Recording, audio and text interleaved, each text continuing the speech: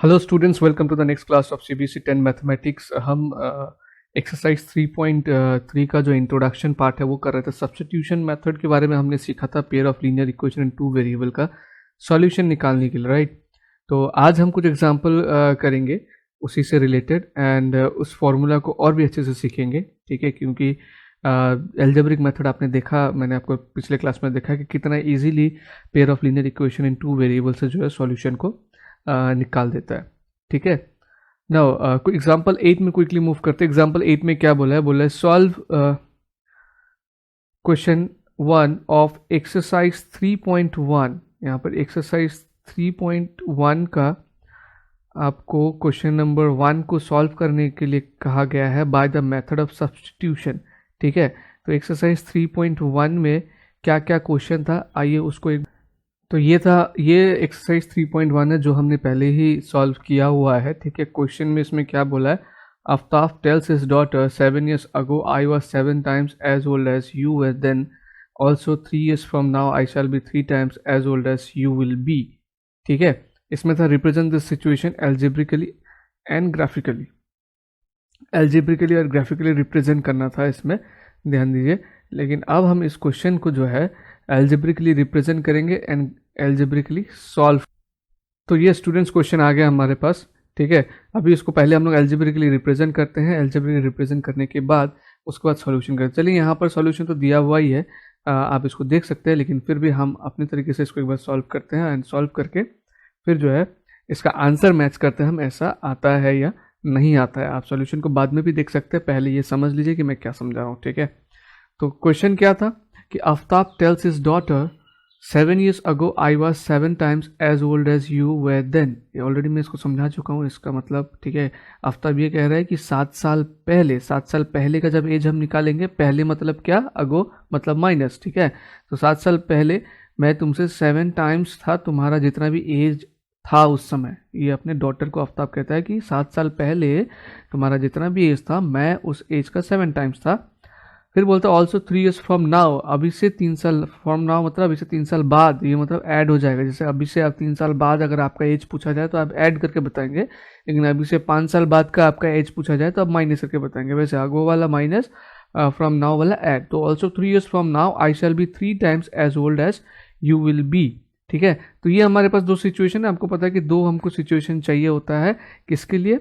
हमको दो सिचुएशन चाहिए होता है pair of linear equation in two variable को सॉल्व करने के लिए, ठीक है। तो सिचुएशन 1 को पहले एल्जेब्रिकली हम करते हैं कि लेट द, हमको प्रेजेंट एज को एज्यूम करना होगा, present age of Aftab's daughter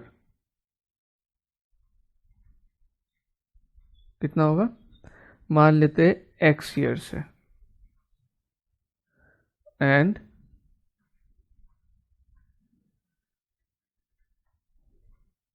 present age of Aftab भी y ईयर्स, ठीक है। जो कॉपी करने वाले स्टूडेंट्स हैं वो ज़रा ध्यान दें कि सिर्फ कॉपी पे ध्यान नहीं, समझने पे भी ध्यान दीजिए, ठीक है। कॉपी तो आप कर ही सकते हैं, यही जाएगा वीडियो। तो प्रेजेंट एज ऑफ आफ्ताब भी y है, ये दोनों का प्रेजेंट एज पता लग गया। तो पहला केस हम देखते हैं, केस 1, ठीक है, जिसमें बोला है 7 years अगो। क्या बोला है? 7 years अगो। 7 years क्या अगो क्या होगा? एज ऑफ आफ्ताब कितना हो जाएगा? आफ्ताब का अभी का एज कितना है? अभी का एज है आफ्ताब का y ईयर्स। तो 7 साल पहले होगा उसका y minus 7 years, and age of his daughters,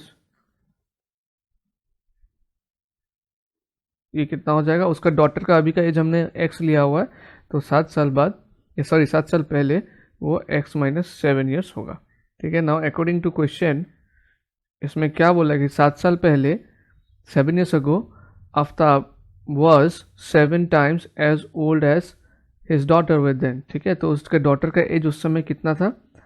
उसके डॉटर का एज था x माइनस, आफ्ताब का एज पहले ले लेते हैं, आफ्ताब का एज y माइनस 7, आफ्ताब का एज y माइनस 7 ये इज इक्वल टू क्या है 7 times of his daughter's age. तो यहाँ से एक इक्वेशन बन जाएगा y minus 7 is equal to 7x minus 49, ठीक है ना। y माइनस 7x, ये 7x को इधर लेके आए हम, माइनस 49 प्लस 7, तो ये हो जाता है y minus 7x is equal to minus 42। यहीं तक रहने दीजिए इक्वेशन 1, ठीक है। अभी इक्वेशन 1 हुआ, अभी सिचुएशन 2 जो है उसमें क्या बोला है, मेरे पास जगह नहीं इसलिए मैं साइड में कर रहा हूँ, अब नीचे करेंगे। 3 years from now, 3 years from now मतलब अभी से 3 साल बाद क्या होगा, सेम में age of Aftab, age of Aftab कितना होगा, एज ऑफ आफ्ताब होगा, अभी उसका एज है y years, तो 3 साल बाद होगा y plus 3 years, and daughter का age of Aftab's daughter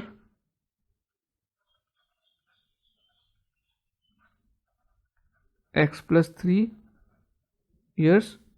according to question 3 साल बाद का सिचुएशन क्या बताया है, ये बताया है कि 3 टाइम्स होगा, आफ्ताब क्या होगा, उसके डॉटर का एज का 3 टाइम्स होगा। तो डॉटर का एज, आफ्ताब का एज y प्लस 3 है, तो डॉटर का y प्लस 3 होगा जो कि 3 times of his daughter age, उसके डॉटर का एज क्या है x प्लस 3, तो y plus 3 is equal to 3x plus 9, y, ये 3x को हम इधर लेके आएंगे, minus 3x is equal to 9, ये 3 इधर चला जाएगा, माइनस 3, तो y minus 3x is equal to 9 minus 3 6, ठीक है। ये आ गया हमारे पास इक्वेशन 2, ठीक है।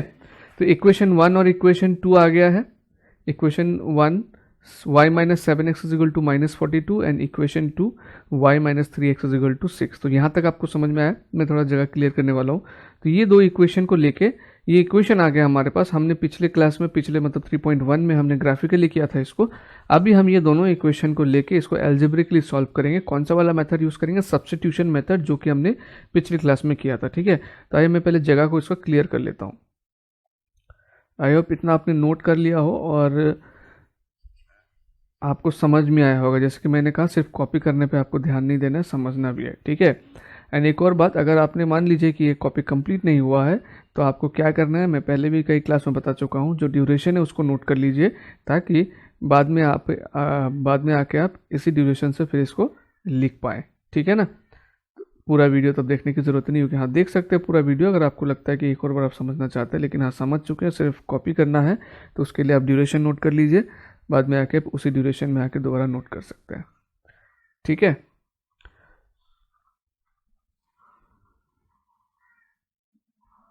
जस्ट इक्वेशन को मैं छोड़ दूंगा, ओके। तो इक्वेशन को ऊपर लिख लेता हूँ। इक्वेशन 1 क्या है,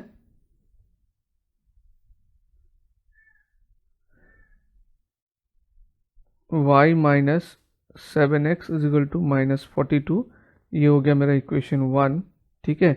मैं जो लिख रहा हूँ उस पर ध्यान देना, जो बुक में ऑलरेडी किया हुआ है अभी फिलहाल उस पर ध्यान मत देना, ठीक है। y minus 3x is equal to 6, ये हो गया हमारा इक्वेशन 2, ठीक है। नीचे से हटा देते हैं इसको,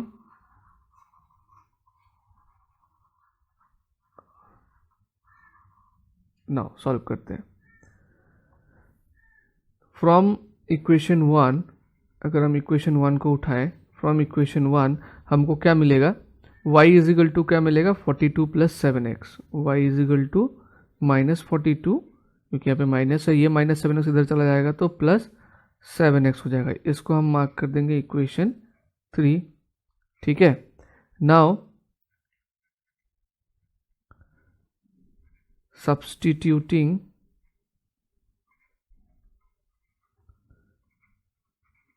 value of y from equation 3, equation 3 में जो वैल्यू ऑफ y मिला वो हम किस में पुट करना है, मैंने बताया था दूसरे वाले इक्वेशन, मतलब इसमें से हमने वैल्यू निकाला तो इसमें हम पुट करेंगे। फ्रॉम 2 वी गेट सब्स्टिट्यूट कर देते हैं। y में क्या है, -42 + 7x, मतलब ये y के जगह पे हम लिखेंगे -42 + 7x -3x = 6। ठीक है, देखिए ये था y के जगह पे हमने क्या लिख दिया, y के जगह पे जो y का वैल्यू हमने निकाला है इक्वेशन 3 में वो पुट कर दिया है। अभी -42 इधर चला जाएगा, 7x - 3x हो जाएगा 4x = 6 + 42, है ना। ये -42 तो इधर आके +42 हो जाएगा। 4x = 48 which implies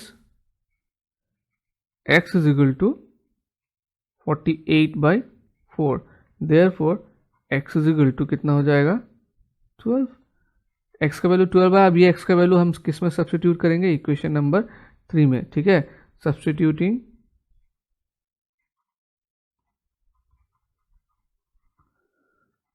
x = 12 in equation 3। देखिए मैं कभी भी स्टेटमेंट जो है स्किप नहीं करता, आप भी स्किप नहीं करेंगे। हो सकता है स्कूल के टीचर ने या कहीं और से आपने देखा हो कि जहाँ पर फटाफट शॉर्टकट में कराया गया, लेकिन चेकिंग करते समय सब स्टेटमेंट ज़रूर चेक करेंगे। तो इसीलिए आपको स्टेटमेंट जो है पूरा लिखना है। ठीक है, इसको प्रेजेंटेशन ऑफ आंसर अच्छा होता है इससे। तो अब x = 12 इसमें पुट करेंगे हम, तो y = हो जाएगा -42 + 7 × 12। ठीक है, = -42 + 7, 12 जा कितना होगा, 7 2 जा 14 का 4 कैरी 1 84। तो देयरफॉर -42 + 84 ये हो जाएगा 84 में से अगर 42 माइनस करेंगे तो 42 आएगा और साइन प्लस का आएगा क्योंकि 84 बड़ा है। तो x = हमारा आंसर क्या आया है, हमारा आंसर आया है x = 12 एंड y = 42। तो x 12 मतलब x हमने क्या लिया था, याद कीजिए हमने x लिया था, अपने कॉपी में भी देखिए हमने x लिया था आफ्ताब के डॉटर का एज, तो वो 12 इयर्स की है एंड आफ्ताब का एज लिया था हमने 42। तो अब हम आंसर मैच करते हैं, इसका मैच कर रहा है कि देखिए Aftab and his daughters are 42 and 12 years old respectively. Last में आपको देयरफॉर आफ्ताब्स डॉटर इज 12, मतलब यहाँ पे जैसे स्टेटमेंट दिया हुआ है एक स्टेटमेंट देके आपको आंसर को लिख देना है कि आफ्ताब्स डॉटर एज इज कितना 12 years and Aftab's age is 42 years, या फिर इस तरीके से आप लिख सकते हैं, दोनों ही सही रहेगा। ठीक है, तो पता चला मैं सेपरेटली क्यों दिखा रहा था, ताकि आपको पता चले कि ऐसा नहीं है कि सिर्फ बुक में जो लिखा हुआ है उसी तरीके से हमको करना है, हम कैसे भी कर सकते हैं, चीज़ें समझ में आनी चाहिए एंड प्रेजेंटेशन अच्छा होना चाहिए। आई एम श्योर कई लोग इसको अगर देखने जाएंगे बच्चे, अभी तो आप समझ जाएंगे कि मैंने ये समझा दिया, लेकिन ये समझाने से पहले अगर कोई लोग अगर इसको देखकर समझना चाहे तो कुछ लोग हो सकता है समझ जाए, लेकिन कुछ को दिक्कत हो सकती है। ठीक है ना। अब आप चाहे तो ये बुक में जिस तरह से लिखा है ऐसे भी लिख सकते हैं, या फिर चाहे मैंने जैसा सॉल्यूशन किया आप ऐसा भी लिख सकते हैं, जैसा आपको ठीक लगे और समझ में आए और आप अच्छे से इसको प्रेजेंट कर पाए। ठीक है, तो आई होप क्लियर हुआ, कितना इजीली सॉल्व हो जाता है। देखिए ग्राफिकल जब हम करते हैं बहुत सारी बातों का ध्यान रखता है, लेकिन एल्जेब्रिकली जब हम करते हैं सिर्फ हमारा कैलकुलेशन स्ट्रॉन्ग होना चाहिए और नॉलेज ठीक ठाक होना चाहिए, आराम से हो जाता है। Okay, verify this answer by checking if it satisfy the condition of the given problem. ये आपको यहाँ पे वेरीफाई करने के लिए कहा गया और दोनों इक्वेशन में वेरीफाई करने के लिए कहा गया। तो वेरिफिकेशन मैंने ऑलरेडी आपको सिखाया हुआ है। ठीक है, ये वेरिफिकेशन आपका सॉल्यूशन का पार्ट नहीं है, ये जस्ट आपको चेक करने के लिए बोला है इस एग्जाम्पल में, ताकि आप कॉन्फिडेंट हो जाए कि हाँ इस तरह से जो सॉल्यूशन निकलता है वो सही है। आपको क्या करना है, वेरिफिकेशन करने के लिए आप कॉपी में रफ साइड में वेरिफिकेशन लिखिए एंड वहाँ पर दोनों इक्वेशन में बारी बारी से x और y का वैल्यू पुट कीजिए। देखिए left hand side right hand side equal हो रहा है या नहीं। अगर left hand side right hand side equal हो जाता है with this values of x and y, then you can say कि आपका आंसर जो है वो सही आया है। ठीक है, let us consider example 2 in section 3.3, that is the cost of 2 pencil and 3 eraser is 9 and the cost of 4 pencil and 6 eraser is 18। ये भी क्वेश्चन हमने किया है, अगर आपको याद है तो। Find the cost of each pencil and each eraser. ठीक है, तो क्या बोला है, cost of 2 pencil and 3 eraser 9, 2 pencil और 3 इरेजर का 9 रुपीज़, 4 पेंसिल एंड 6 इरेजर का 18 रुपीज़। ये दो कंडीशन है। तो इसके लिए हम क्या ले लेंगे, let the price of per pencil be x, let the price per pencil be rupees x and the, ये भी मैं पहले खुद से करा देता हूँ फिर आप सॉल्यूशन देख सकते हैं। प्राइस पर पेन बी ₹y, ठीक है। तो इसमें जैसे एज वाले में थोड़ा कैलकुलेशन करना पड़ रहा था, फिर जाके इक्वेशन आ रहा था, तो इसमें उतना कैलकुलेशन करना नहीं पड़ेगा, सीधे सीधे आ जाएगा। देखिए फर्स्ट केस में बोला है 2 पेंसिल खरीदा है एंड 3 इरेजर सॉरी, पेन की जगह पे हमने यहाँ पे पेन लिख दिया, पेन की जगह पे क्या होगा, इरेजर होगा।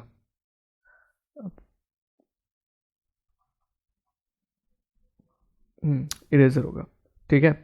तो यहाँ पर देखिए 2 पेंसिल एंड 3 इरेजर, एक पेंसिल का x रुपीज़ है तो 2 पेंसिल का कितना होगा, ऑब्वियसली 2x होगा, प्लस एक इरेजर का y है तो 3 इरेजर का 3y, है ना। ऐसा क्यों मल्टीप्लाई क्यों कर रहे हैं भाई, देखो ना, 2 पेंसिल का मान लीजिए, एक फॉर एग्जांपल एक पेंसिल का 5 रुपया है, तो 2 पेंसिल का कितना होगा, इजीली आप बता दोगे 10 रुपया, है ना। तो कैसे आया वो, 2 × 5 ही तो आया। एक पेंसिल का 5 रुपया था, 100 पेंसिल का कितना होगा, 5 × 100 500। उस तरह से एक पेंसिल का x रुपया तो 2 पेंसिल का 2 × x, ठीक है। एंड सेम एक इरेजर का y रुपीज़ है तो 3 इरेजर का 3 × y।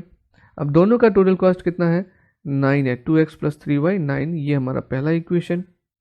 एंड दूसरा 4 पेंसिल एंड 6 इरेजर, तो 4 पेंसिल मतलब 4 पेंसिल का कॉस्ट होगा 4x एंड 6 इरेजर का कॉस्ट होगा 6y = 18। ये हो जाएगा हमारा इक्वेशन 2, ठीक है। तो फॉर्चुनेटली यहाँ पे जो बुक में भी जो इक्वेशन आया है वो सेम ही आया हुआ है, दैट मीन्स उन्होंने भी यही चीज़ अज्यूम किया हुआ है, बट ये स्टेटमेंट लिखा नहीं है, बट आपको लिखना पड़ेगा, ठीक है। तो क्योंकि इक्वेशन सेम बन गया तो मैं आगे इसी को एक्सप्लेन करता हूँ। Now we first express the value of x in terms of y from the equation 2x + 3y = 9।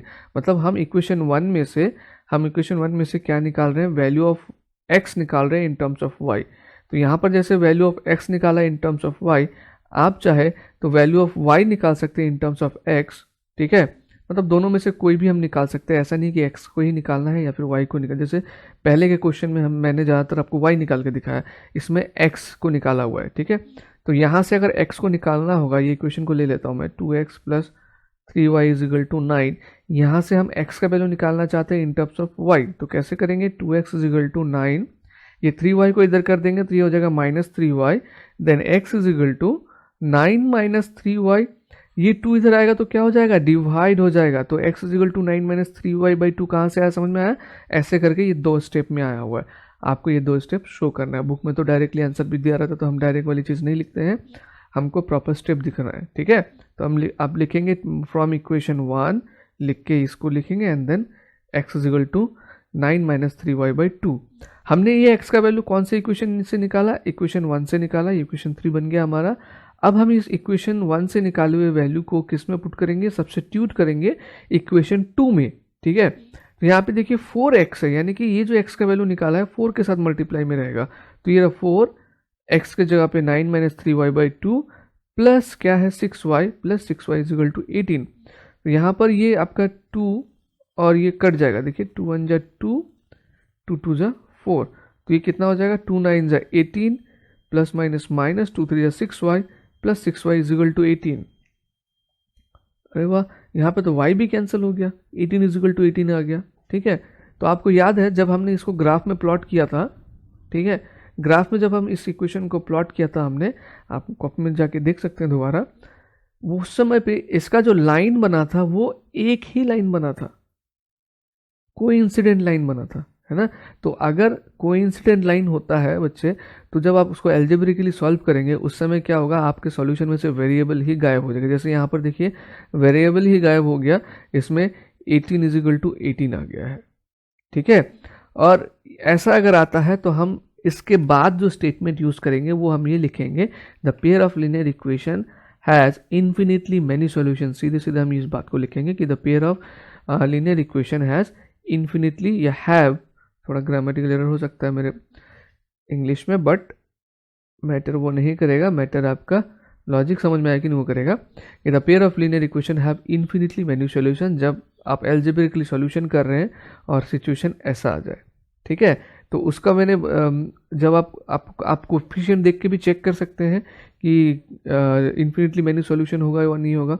वो क्या होता है, a1/a2 = B1/B2 is equal to C1/C2। जब इस तरह का केसेस होता है तब क्या होता है, इन्फिनिटली मैन्युअल सोल्यूशन। तो यहाँ पर देखिए A1/A2 कितना आ रहा है, 1/2, B1/B2 करेंगे वो भी 1/2, C1/C2 भी 1/2 आ रहा है। तो दैट मीन्स ये वाला जो लीनियर इक्वेशन है इन्फिनिटली मैन्युअल सोल्यूशन। ठीक है, तो कहीं आप कंफ्यूज तो नहीं है अभी भी कि ये 18 = 18 आ गया, फिर क्या हुआ पता नहीं, गायब हो गया वेरिएबल।